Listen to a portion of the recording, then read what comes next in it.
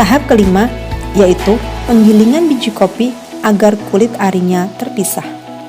Tahap keenam yaitu kopi dipanggang atau yang dikenal dengan istilah roasting. Tahap ketujuh baru kopi yang digiling atau yang dikenal dengan istilah grinding.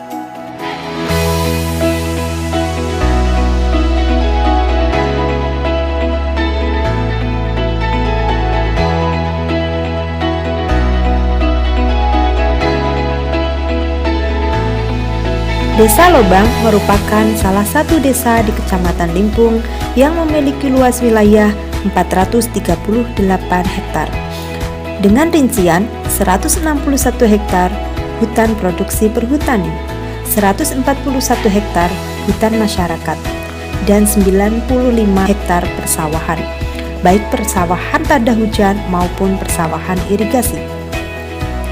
Secara geografis, Desa Lobang berada pada ketinggian 523 meter dari permukaan laut dan merupakan desa tertinggi di Kecamatan Limpung. Selain itu, kontur wilayah Desa Lobang merupakan perbukitan, di mana lahan-lahan banyak ditanami pohon-pohon keras seperti hutan produksi perhutani yang ditanami pohon pinus dan pohon damar. Pada hutan produksi, masyarakat biasanya ditanami pohon albasia, mahoni, suren, dan lain-lain. Sementara perkebunan pribadi didominasi oleh tanaman kopi dan kakao.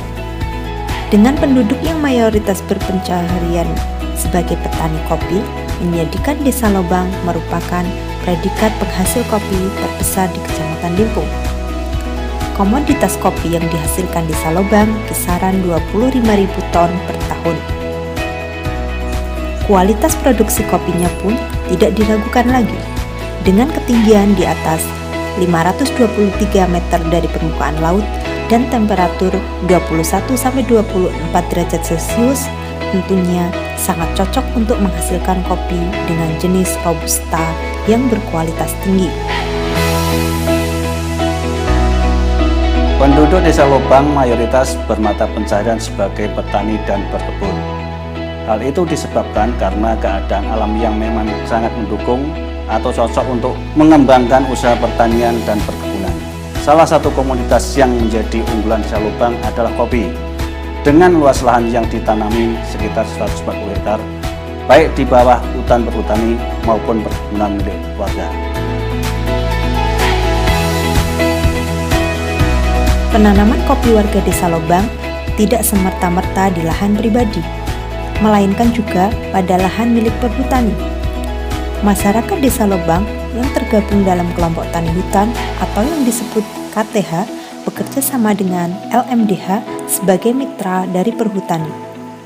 Sistem kerjasamanya pun dengan bagi hasil di mana dikenal dengan istilah sharing. Biasanya, masyarakat menanam pohon kopi di bawah pohon pinus dan pohon damar milik perhutani.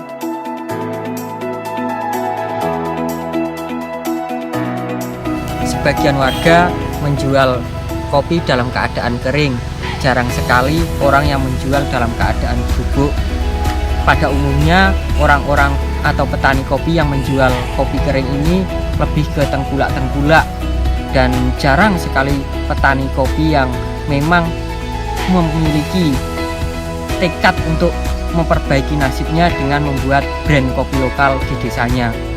Karena menurut saya petani kopi di Desa Lobang ini sangat potensial. Untuk itu sebagai petani saya tetap termotivasi untuk mengembangkan potensi-potensi kopi ini menjadi sebuah branding desa yang begitu bagus, dan nantinya harapan saya juga bisa membuat desa ini menjadi lebih maju.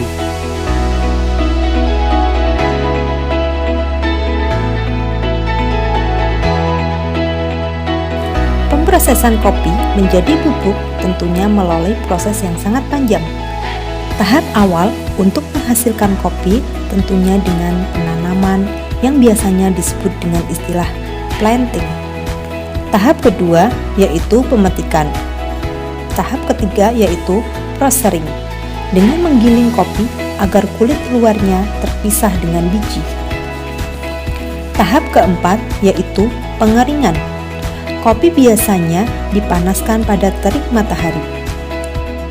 Tahap kelima yaitu penggilingan biji kopi agar kulit arinya terpisah. Tahap keenam yaitu kopi dipanggang atau yang dikenal dengan istilah roasting. Tahap ketujuh baru kopi yang digiling atau yang dikenal dengan istilah grinding. Bapak Paryadi merupakan salah satu dari sekian warga yang berani memproses kopi dengan brand kopi lokal desa yang mampu berekspansi keluar daerah. Harapan kami untuk keberlanjutan kopi Robusta Lobang ini mendapat perhatian khusus dari pemerintah, baik dari pemerintah desa, kabupaten hingga pada pemerintah pusat. Perhatian yang kami butuhkan seperti halnya pendampingan dari dinas-dinas terkait, bantuan-bantuan alat, hingga pada jejaring dan pemasaran. Karena bagi kami sebagai petani kopi, kopi tidak sekedar minuman, tetapi lebih pada martabat sebuah bangsa.